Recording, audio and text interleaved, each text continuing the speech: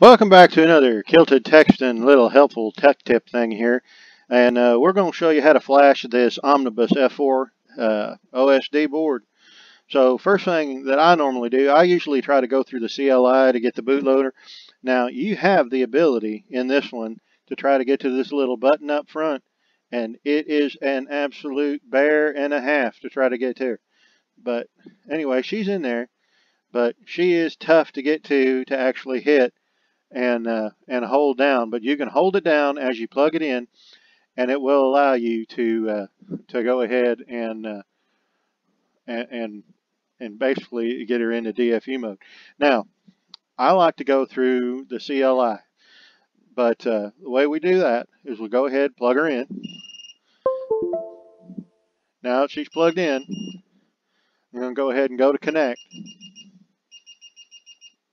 And of course this thing is nice and loud, but we're going to go ahead and go over to the CLI, and we're going to try to type in BL. Now as you notice here, it says COM1. That does not say bootloader or DFU. So what that means is we got a slight problem. There's a driver issue with it. So what we do is we go in here and we click on a deal called ImpulseRC driver fixture. And I'll put a link in the description to go ahead and get you to it. But there's an ImpulseRC driver. And it's a driver fixture. So what is we bring it up and we unplug, and then we plug it back in. And it searches for the flight controller, and bingo, it just puts it into DFU mode. And it's from ImpulseRC, and it does the driver fixture for you. But it's ImpulseRC driver fixture. So you went ahead and it worked, and it fixed it. So we went ahead and got her into DFU mode. And then I'm looking for the Omnibus F4 SD, and I'm doing a legacy just because I figure this is not a branded board. This is not a Airbot and all that other good stuff. So this is a legacy board, which means it's a clone. It's a cheap Chinese board. It's just an old junker. So what we can do is we select that, and I'm going to go ahead and stick with 405, and I'm going to load the firmware online. And then we just go ahead and click on flash the firmware. Now, I'm going to go ahead and hold here for just a sec because I want to make sure that I've got all my settings out of here, because I don't want to have to go back and reinvent the wheel. So if you have settings that are already on there, it's probably a good thing to go ahead and type in dump here.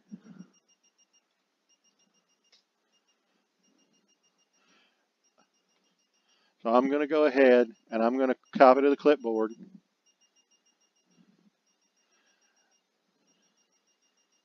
And I'm going to get all this stuff out here. And then I'm going to type BL for bootloader. And again, you see we went to COM1. So, got to break out my driver fixture one more time.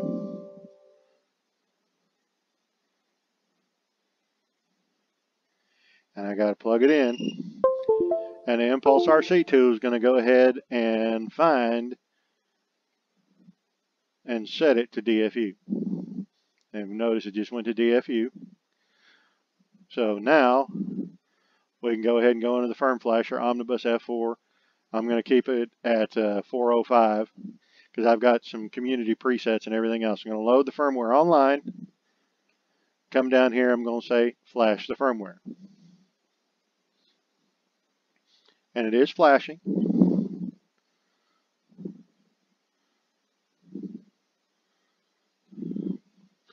And she does take her time. She is a bit of a patient young lady. So we go ahead and we let her take her time and get all dressed up for the dance. And then once she's done, you know, she'll be good, because if you rush this part, something might get screwed up, and then, you know, your quad ends up like a like a Waffle House meal, all scattered and chunked. So she has kept her settings because I did keep the same firmware. So I'm going to go ahead and connect in, and I'm going to go ahead and just take a look. My configuration, okay, still D-shot. So because I didn't change the firmware, it kept all my settings, so I didn't really have to go in and do all that. But just because I'm paranoid, and again, just because you're paranoid doesn't mean they're not out to get you. I'm going to go ahead and I'm going to copy all this stuff out. I'm going to Control A. I'm going to get all my settings and I'm going to put them back in there. So that's going to go ahead and run through, do all my settings back on there, and she will take her time. But again, you just got to be patient. And then I go ahead and hit save.